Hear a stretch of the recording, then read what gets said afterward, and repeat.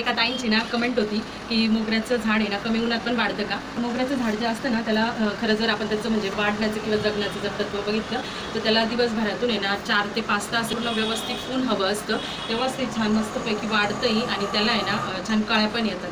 पण जर कमी ऊन असेल, थोडीशी शेडची जागा असेल तर तुम्ही ना मोगऱ्याची कुंडी उचलून उन्हामध्ये ना काही वेळ ठेवू शकतात. त्याच्यामुळे मोगऱ्याच्या झाडाला बरंचसं आहे ना ऊन मिळतं आणि त्याच्यामुळे ते वाढतंही चांगलं आणि त्याला फुलं वगैरे पण चांगली येतात.